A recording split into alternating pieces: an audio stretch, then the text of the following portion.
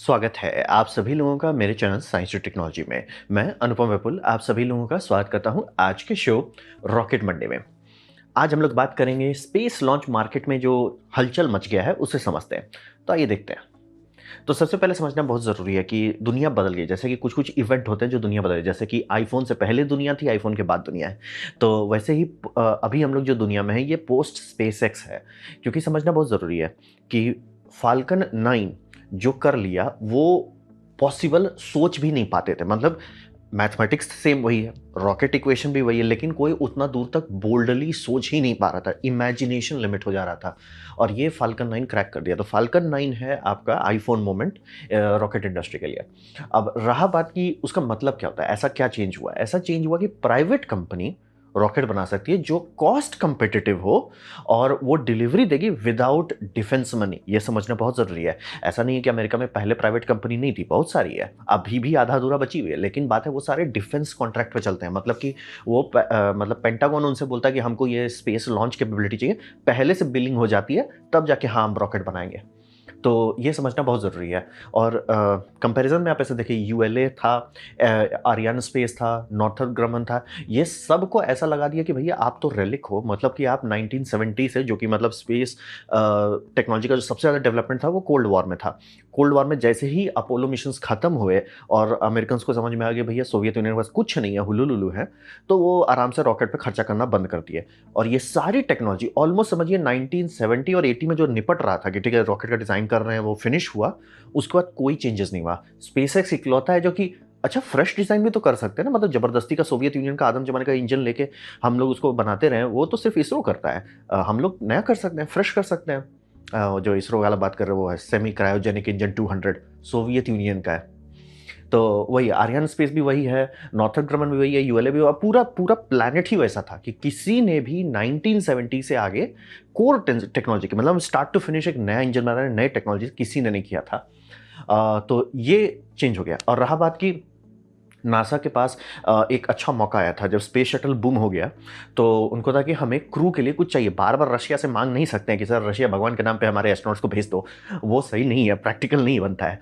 तो उनको था कि कुछ चाहिए, तो इन्होंने एक फिलॉसफी अपनाई जिसमें था कि डिससिमिलर रिडंडेंसी, यानी कि एक ही के भरोसे नहीं चलना है। स्पेस शटल इसीलिए डुबा दिया उनको कि एक ही चीज़ था, स्पेस शटल या तो चलेगा या तो डूबेगा, और कुछ था ही नहीं। तो इनको समझ में आया कि इंपॉर्टेंट चीज़ के लिए हमेशा डुअल होना चाहिए, चाहे नहीं हो। मतलब एक अच्छा हो एक गड़बड़ भी हो तो भी चलेगा, लेकिन दो होना चाहिए। तो उन्होंने दो कॉन्ट्रैक्टर को लिया जिसमें स्पेसएक्स था, जे उस टाइम पे सब लोग हंस रहे थे कि क्या फालतू का स्पेसएक्स पे पैसा खर्च कर रहे हैं, और बोइंग था। बोइंग आज तक डिलीवरी नहीं दिया है और स्पेसएक्स दे दिया। अब रहा बात, यहाँ पे आप अंतर देख सकते हैं। मैं बोल रहा हूँ कि किसी ने कुछ चेंजेस नहीं किया।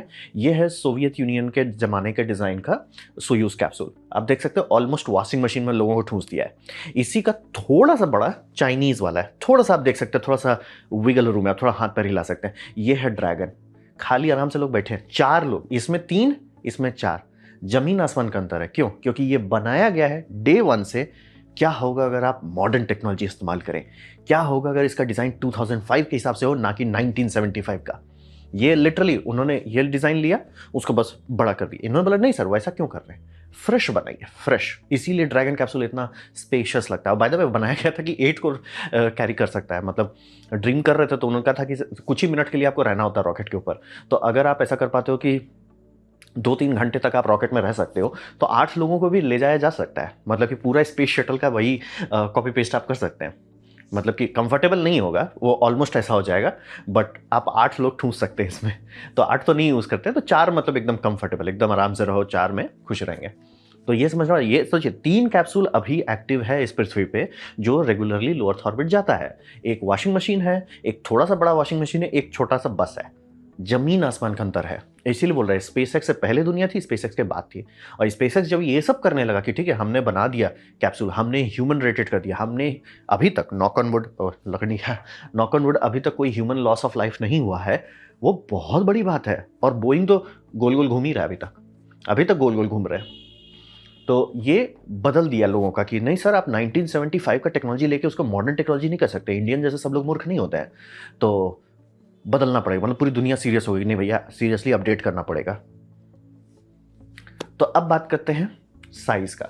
तो यहाँ पे आपको ध्यान दिए होंगे मार्केट में 2010 से 2020 के बीच का ये जो मार्केट टाइम पीरियड था, यहाँ पे पूरी फ्लड हो गई मार्केट में, जिसे हम लोग कहते हैं स्मॉल सैटेलाइट लॉन्च व्हीकल। ऐसा क्या हो रहा था उस टाइम में क्यूबसैट ग्रो कर रहा था। आपको समझना पड़ेगा इलेक्ट्रॉनिक का मिनिएचराइजेशन स्टार्ट हुआ था 90s में और सिलिकॉन विलिकॉन का डेवलपमेंट वो 90s का एंड में 2000 से 2010 तक में हुआ। तो 2010 का जो ईरा आया उसमें सबको हो गया कि सर हम सैटेलाइट भी छोटा कर सकते हैं, मतलब बड़ा बड़ा एनालॉग सर्किटरी से बना के उसकी जगह पे आप छोटा बना सकते हैं, इंटीग्रेटेड सर्किट से भी बन सकता है। क्यूबसैट में ट्राई किया गया और जब क्यूबसैट सक्सेसफुल रिजल्ट दिखाने लगा लोगों को कि नहीं अरे इससे तो हम काम कर सकते हैं, इससे सर्वेलेंस और मतलब बहुत सारा चीज़ जो सोच भी नहीं सकते तो वो सस्ते में निपटने लगा, तो धड़धड़ा के बहुत सारी कंपनी बनी, जैसे कि आपका वर्जिन ऑर्बिट बना, फिर आपका एस्ट्रा स्पेस बना, फिर वन स्पेस बना, ऐसे कई सारी कंपनी आ गई, कई 100 कंपनी तक रजिस्टर हुए थे, कुछ कुछ तो इसमें ऑर्बिट पहुंचने तक पहुंच गए। और रहा बात की इसमें रॉकेट लैब इसी में आया है, इसी रेस में आया था और वो चैंपियन बन गए, बाकी सब फेल, सब के सब फेल हो गए। इंडिया में भी बहुत सारे प्लेयर हैं, लेकिन जिस टाइम मैं ये वीडियो बना रहा हूँ 2026 में अभी तक कोई ऑर्बिट नहीं पहुंचा है। स्टार्टिंग टाइम सेम है 2010 2015-16, मेरे यूट्यूब चैनल पर पुराना अगर वीडियो देखे उसमें दिख जाएगा इंडिया के 4-5 कंपनी को मैं कवर किया हूँ, इसीलिए अब दोबारा नहीं कवर करते। आप हमको कवर किए हुए सालों बीत गए हैं, आप अभी तक ऑर्बिट नहीं पहुंचे हो, ऑर्बिट पहुंचो, आगे बढ़ते हैं। तो वही बात है कि इसमें हिसाब सीधा बन गया है कि मैथ जो है अब शिफ्ट हो गया। क्या शिफ्ट हुआ, 2020 बीत गया, अब ये हो रहा है कि सर बड़ा सैटेलाइट की डिमांड है। सैटेलाइट पहले छोटा किया गया, ठीक है, पहले आप बड़ा बड़ा एनालॉग सैटेलाइट बना रहे थे, उसको छोटा करके क्यूबसैट बनाए। अब लोगों को फिर से वही बुद्धि आ रही है कि सर अगर छोटे से ज़्यादा काम हो सकता है तो बड़े से और काम हो सकता है। इसीलिए आप देखिए स्टारलिंक का सैटेलाइट का साइज़ पहले छोटा हुआ, फिर अब बड़ा हो रहा है, V3 और बड़ा है, V4 बहुत ही बड़ा है। वो हमेशा ऐसा ही होगा, सी सॉ ही होता है टेक्नोलॉजी में। जैसे कि पहले मोबाइल फ़ोन बड़े बड़े ईंटा जैसा आता था, फिर हुआ कि एक काम करो उसको छोटा करो, नोकिया के टाइम में छोटा छोटा करने का बात हो गया, फिर वापस बड़ा क्यों करने लगे। सेम हर चीज़ में वही होता है कि अगर छोटे में काम हो जाता है तो बड़े में ज़्यादा काम होगा। और कुछ कुछ टेक्नोलॉजी है जो बड़ा करने पे सीधा सीधा बेनिफिट, जैसा है ऑप्टिक्स है, जितना बड़ा लेंस एलिमेंट रहेगा उतना बल्ले बल्ले। सिंथेटिक एपर्चर रेडार जितना बड़ा देंगे उतना बल्ले बल्ले। आप रेडियो कम्युनिकेशन मतलब बेसिकली सैटेलाइट कम्युनिकेशन सिस्टम जितना है बड़ा एंटीना इक्वल बल्ले बल्ले परफॉर्मेंस। तो मैथ सीधा अब ये चेंज हो गया कि अब क्यूबसैट के पीछे उतना नहीं भाग रहे, अब है कि सर थोड़ा बड़ा करो ना। पहले क्यूबसैट छोटे छोटे होते थे, अब तो कोई क्यूबसैट मैं देख भी नहीं रहा जो 3 U से नीचे है, मतलब 3 यूनिट जोड़ दिए हैं, कुछ कुछ 6 यूनिट वाले हैं, कुछ कुछ 9 यूनिट वाले हैं, कुछ कुछ तो इतने बड़े कि सर आप क्यूबसैट फालतू का बोल रहे हो इसको। तो ये समझना बहुत जरूरी है। पहले तो वो चेंज हो गया मार्केट में कि क्यूबसैट का जो भूत था वो अब ठंडा हो गया और सब कह रहे ठीक है सर छोटे में आप कर सकते हो, टेस्टिंग कर लो, डेमो कर लो, ठीक है, लेकिन बड़ा बनाओगे तो ज़्यादा काम हो पाएगा, मतलब फिजिक्स का बेनिफिट आता है, वो हो गया। फिर राइड शेयर, अब जैसे इस तरह के सैटेलाइट बस लॉन्च होने लगे स्पेसएक्स की तरफ से, जिसमें 25-26 अलग अलग सैटेलाइट अलग अलग साइज़ के अलग अलग जगह पे भेज सकते हैं एक लॉन्च में। तो वो जो छोटे छोटे जैसे ये सब छोटे छोटे रॉकेट थे, उसका जो फ़ायदा होता था कि सर आप हमारे पे सैटेलाइट डालिए, हम वहीं ले जाएंगे जहाँ आपको जाना है, वो उतना अट्रैक्टिव नहीं है अब, क्योंकि ये स्पेसएक्स बोलेगा सर हम कर देंगे। अरे आपको मतलब आपका जो भी प्रोपेलेंट है जिसको खाना पड़ेगा, जैसे आपका मिनी थ्रस्टर्स हो या आयन इंजन हो, उसको आपको जलाना पड़ेगा अगर आपको इस तरह से लॉन्च करते हैं, बात एकदम सही है, लेकिन आपका लॉन्च कॉस्ट 10 गुना कम हो जाता है। वो इतना बड़ा बात है कि सर हम 2 सैटेलाइट लॉन्च कर देते हैं, वो ज़्यादा प्रैक्टिकल है। तो मार्केट एकदम चेंज हो गया कि अभी जितने इंडियन कंपनीज हैं और वो अब अगर आते हैं कि हम स्मॉल सैटेलाइट्स बनाते हैं, ज़्यादा देर मार्केट में नहीं टिक सकते हैं। और इसीलिए देखिए जितनी कंपनी टिकी मार्केट में, सब कहा कि भैया बड़ा बनाओ, ब्लू ऑरिजिन बड़ा बनाओ, स्पेसएक्स बहुत बड़ा बनाओ, आप रॉकेट लैब देखिए न्यूट्रॉन बनाओ। हर कोई जिसको रॉकेट लॉन्च करना आता है मैथमेटिकली सॉर्टेड है कि सर बड़ा ही बनाना है, छोटा का डिमांड उतना नहीं है। आप बना सकते हैं लेकिन इंडिया में तो उतनी कंपनीज भी नहीं है, और वो छोटा वाला ईरा अब खत्म हो गया है कि छोटा छोटा और छोटा करो, नहीं हो गया। वो नोकिया वाला के बाद जो है था कि छोटा छोटा फ़ोन बना रहे थे, अब बड़ा होने लगा है फ़ोन, बड़ा है। मतलब एक ज़माना था जो सैमसंग नोट रिलीज़ हुआ था, नोट 3 आई थिंक, इतना बड़ा होता था, बड़ा लोग फैबलेट कहते थे उसको, अब तो ये कॉमन हो गया। तो सैटेलाइट में भी वही हो गया कि अब छोटा और हल्का के पीछे लोग नहीं भाग रहे हैं। तो अब लोगों का कि भाई साहब रॉकेट बड़ा बनाओ, क्योंकि अगर मान लीजिए छोटा ही सैटेलाइट है तो ज़्यादा सैटेलाइट कैरी कर पाएंगे जो स्पेसएक्स कर पा रहा है। तो कॉन्टेक्स्ट वही है। और जैसे India small satellite launch vehicle बना रहा है, पता नहीं कब लॉन्च करेंगे, बट देखिए। तो कॉन्टेक्स्ट वही, मार्केट एकदम चेंज हो गया है। जो शुरू में भूत आया था 2010 से 2020 के बीच में, वो भूत अब खत्म हो गया है। अब सबको है कि सर छोटा बना के आप कंपनी दिखा दो कि सर मैंने कंपनी बनाई है, कंपनी काम करती है, हमारा लाइसेंसिंग सॉर्टेड है, मतलब टेस्टिंग के लिए अच्छा है। जैसे कि स्पेसएक्स ने किया था, फाल्कन 1 बना के टेस्टिंग वेस्टिंग सॉर्ट किया, जहाँ चौथा वाला मिशन सक्सेसफुल हुआ, रॉकेट ही डिलीट कर दिए, फाल्कन 1 डिलीट, फाल्कन 5 का प्लान था वो भी डिलीट कर दिया, सीधे फाल्कन 9 में कूदे। तो जितनी कंपनी है उनको भी वही करना है, और अगर वो पड़े रहे कि हम नहीं छोटा ही बनाएंगे, चांसेस नहीं है कि वो टिकेंगे ज़्यादा दिन। अब बोल रहे हैं आधा से ज़्यादा कंपनी डूब चुकी है, डूबेगी नहीं, डूब चुकी है। अब बात करते हैं बूस्टर का। तो रॉकेट के अंदर बूस्टर सबसे बड़ा और एक्सपेंसिव पार्ट होता है, क्योंकि वही सबसे बड़ा है, फिजिकली सबसे बड़ा वही है। तो और उसी में सबसे ज़्यादा आपका रॉकेट इंजन होता है, फ्यूल टैंक होता है, सारा चीज़ उसी पे है, बड़ा बूस्टर पे। तो अगर आप बूस्टर रिकवर कर लेते हैं ना, तो इकोनॉमिकली ज़्यादा फायदा होता है। कहने को आप मोस्ट रॉकेट मॉडर्न है, तो उसमें 2 स्टेज होता है। 2 स्टेज में से अगर आप ये बूस्टर रिकवर करते हो तो आप सोचो कि 50% रिकवर हुआ ना, 75% तक हो सकता है। बूस्टर ही सबसे ज़्यादा महंगा चीज़ होता है, तो बूस्टर रिकवर करना डिसप्रपोर्शनेटली आपका पैसा बचाता है। मतलब कि जो लॉन्च में आपका 10 मिलियन खर्च हो रहा था, वो ऑलमोस्ट आप 3 मिलियन में कर पाएंगे, क्योंकि सिर्फ सेकंड स्टेज बना के फेंकना है। तो ये फाल्कन 9 सबसे बड़ा चेंज था कि ये इसने रूटीन बना दिया कि सर ये होता है। मतलब कि फाल्कन ये 9 का लैंडिंग हो गया, कोई ध्यान भी नहीं देता, वीडियो पे भी अब लोग नहीं देते, लाइव स्ट्रीम में भी लोग ज़्यादा कवर नहीं करते, हो गया, बोरिंग है सर, हो गया है। मैं पहली बार ये देख चुका हूँ बाय द वे, क्या बोलते हैं, जब ओरिजिनली उस टाइम बेंगलोर में थे, जब ये लैंडिंग हो रहा था, फाल्कन हैवी का ट्राई कर रहे थे, तो कॉमन हो गया। और ये अच्छी बात है, बोरिंग हो जाना किसी चीज़ का बहुत अच्छी बात है। ठीक है। अब रहा बात कि यहाँ पे 3-4 ऑप्शन लोगों के पास आते हैं, जैसे कि लैंडिंग लेग सबसे स्टेबल ऑप्शन है, फाल्कन 9 यूज़ कर रहा है, ब्लू ऑरिजिन यूज़ कर रहा है। रहा बात कि इसे आप कहाँ उतारिएगा, यहाँ पे आपके पास 2 ऑप्शन आता है। लैंडिंग लेग्स अगर आप डालते हैं तो ज़मीन पे उतारिए या शिप पे उतारिए। शिप पे उतारने पे आपको फ्लेक्सिबिलिटी मिलता है, इसीलिए चाइना भी शिप पे जा रहा है, फ्लेक्सिबिलिटी आपको मिलती है कहाँ पे आपका रॉकेट जाएगा, वो फ्लेक्सिबिलिटी मिलता है। ज़मीन पे उतारना सस्ता पड़ता है, तो स्टारशिप को ज़मीन पे उतार रहे हैं, बात वही समझिए। दोनों में आपको बैलेंस करना है। कुछ कुछ कंपनी फोकस करके नहीं सर हम बोट को लाने में जितना टाइम लग रहा है वो हम अफोर्ड कर सकते हैं, लेकिन हमें फ्लेक्सिबिलिटी चाहिए कि कहाँ रॉकेट डाल रहे क्या कर रहे हैं, वो सब में ज़्यादा फ्लेक्सिबिलिटी चाहिए। फ्यूल के हिसाब से ज़्यादा इकोनॉमिक होता है कि आपका रॉकेट सीधे सेम ट्रेजेक्टरी में रहे, वो डीजल बर्न करना और लैंड करना ज़्यादा आसान पड़ेगा कंपेयर टू यू टर्न मारना। जैसे कि ये super heavy booster U turn मारता है स्पेस में, वो बहुत फ्यूल खा जाता है, यानी कि ये कितना पुश सेकेंड स्टेज को कर सकता है वो घट जाता है। तो ये लोग क्यों कर रहे हैं, ये अब रहा बात कि इसके हिसाब से बूस्टर ये लैंडिंग शिप बनाना बहुत महंगा पड़ेगा।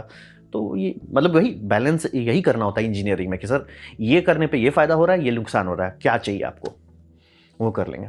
अब रहा बात कि आने वाले टाइम में क्या होगा, तो यहाँ पे मैं आराम से कह सकता हूँ सब चीज़ नॉर्मल, कि 2030 तक में लैंडिंग रॉकेट को बोरिंग मान लिया जाएगा कि सर वो तो होता है।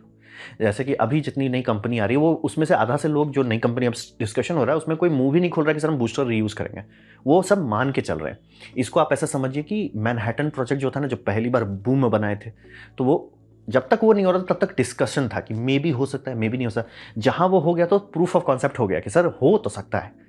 तो अब सब लोग कर रहे हैं, जैसे कि देख लीजिए ब्लू ऑरिजिन लिटरली 3 लॉन्चेस किए, 3 में से सिर्फ एक ही फेल हुआ पेलोड डिप्लॉय करने में, और 2 बार बूस्टर लैंड कर लिए।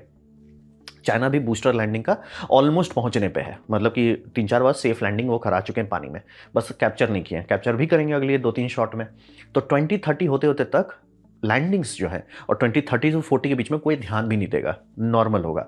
जैसे बोले होंडा सिर्फ दिखाने के लिए कि सर हम भी काम कर रहे हैं रॉकेट, तो सबसे पहला काम क्या है, रॉकेट को लैंड कराओ। तो ये एकदम नॉर्मल हो जाएगा, मतलब इंसानियत के लिए 2030 में रॉकेट को लैंड करना बूस्टर स्टेज के लिए बड़ी बात नहीं होगी सर, वो तो हो जाता है। अब मैं बात कर रहा हूँ रॉकेट कंपनी सबसे, उसमें सीधा बात होता है कि सर वो तो आप बोल भी नहीं सकते आजकल इन्वेस्टर को कि सर हम बूस्टर रीयूज़ करेंगे, लाइक हाँ फेंकने कौन दे रहा है तुमको। तो ये हो गया बूस्टर। अब बात करते हैं सेकेंड स्टेज का। तो सेकेंड स्टेज में दिक्कत है कि महाराज स्पीड बहुत तेज है और ऑर्बिटल वेलोसिटी पे जा रहा है, मतलब आप समझिए 9-10 हज़ार किलोमीटर पे नहीं, वो 28,000 किलोमीटर प्रति घंटे पे जा रहा है। तो स्पीड बहुत ज़्यादा है, वो रिकवरी हार्ड बना देता है। और सक्सेसफुल सेकेंड स्टेज को रिकवर करना सिर्फ स्पेस शटल किया है कि सर हम ऑर्बिट में थे, हम ऑर्बिट से वापस आए और कैप्सूल में नहीं काम कर रहे हो, कैप्सूल में प्रोपल्शन नहीं होता, इसमें एक्चुअली इंजन है। हाँ टेक्निकली ये नहीं पुश कर सकता अपने आप को क्योंकि फ्यूल टैंक इसके अंदर नहीं है, फ्यूल टैंक वो ऑरेंज वाला बाहर है, बट इससे बेटर आपको कोई ऑप्शन नहीं मिलेगा कि। और टेक्निकली एक डिज़ाइन है, अगर इसको ये किया जाए मतलब कि स्पेस शटल ही बनाओ, लेकिन 2 स्पेस शटल बनाओ, एक बनाओ कार्गो के लिए और इसमें से जो कार्गो स्पेस है उसको पूरा हटा दो, वजन कम करो, सब चीज़ करो, फ्यूल टैंक इसके अंदर डालो, तो ये एज ए सेकेंड स्टेज काम कर सकता था।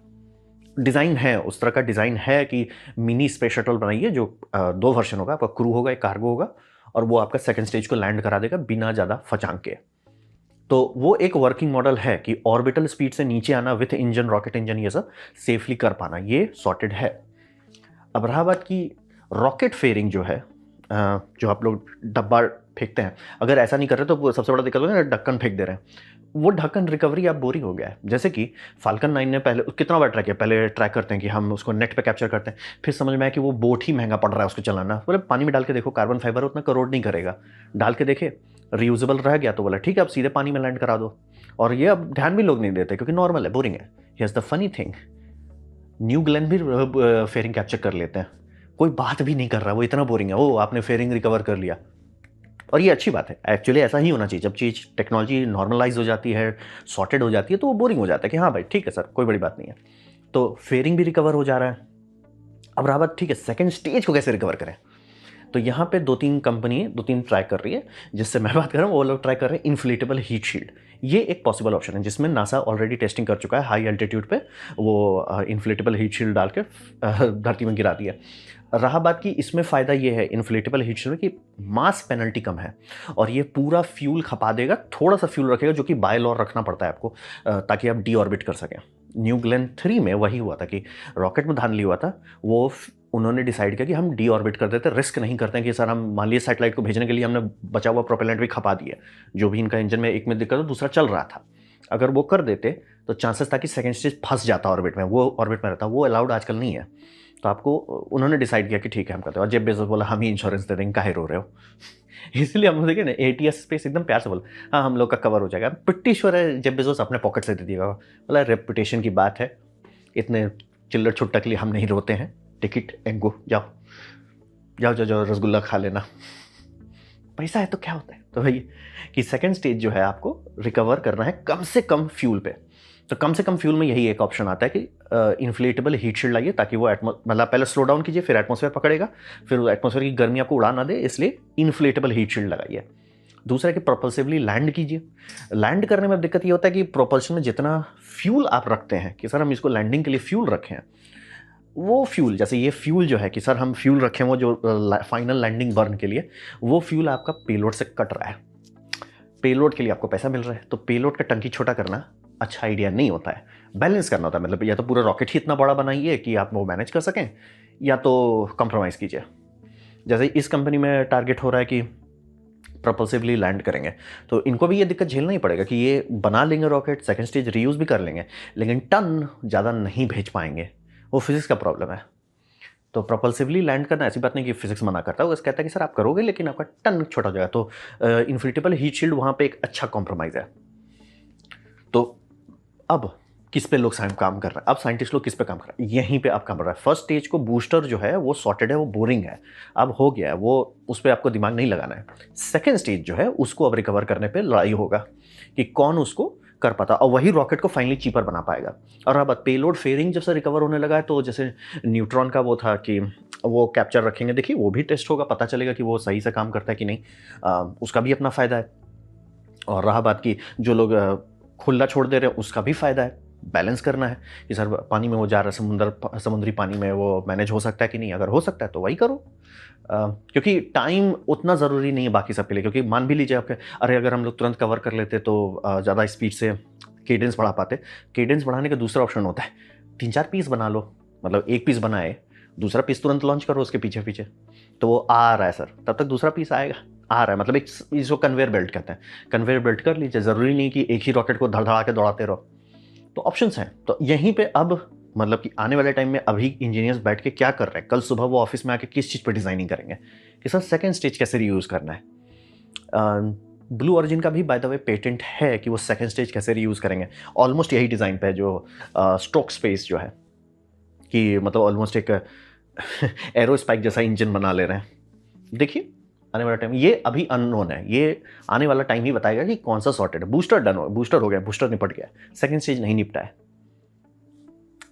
अब बात करते हैं स्पेस रेस का, तो यहाँ पे समझना बहुत जरूरी है। अब स्पेस रेस जो कि चालू हो गया जिसमें है यूएसए और चाइना, तो पैसा पानी की तरफ बहना शुरू हुआ, लेकिन ये गेम अलग है दोनों पार्टी के लिए। चाइना भी पागल जैसा पैसा नहीं बहा रहा है, जैसे यूएसएसआर जितना बहा रहा था चाइना उसका 10% भी नहीं बहा रहा है।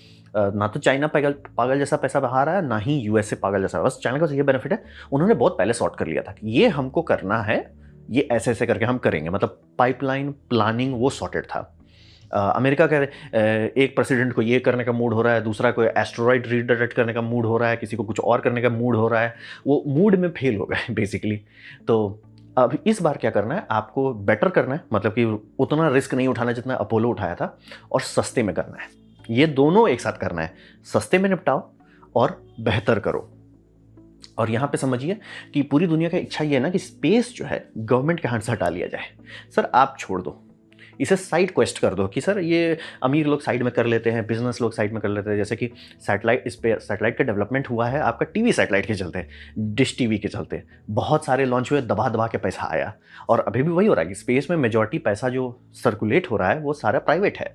स्पेस में भी लोग वही करना चाहते हैं कि सर चांद पे लैंड करना प्राइवेट को दे दो, गवर्नमेंट बस गाइड करेगी, रेगुलेट करेगी, लेकिन पैसा जनरेशन जो है वो ही करेगी। ये नहीं रहेगा टैक्स ले रहे हैं, टैक्स का बड़ा हिस्सा डाल दे रहे हैं, वो अब कोई करना नहीं चाहता है, और वो आप चाहोगे भी नहीं। लॉन्ग टर्म सस्टेनेबिलिटी आप चाहोगे कंपटीशन हो।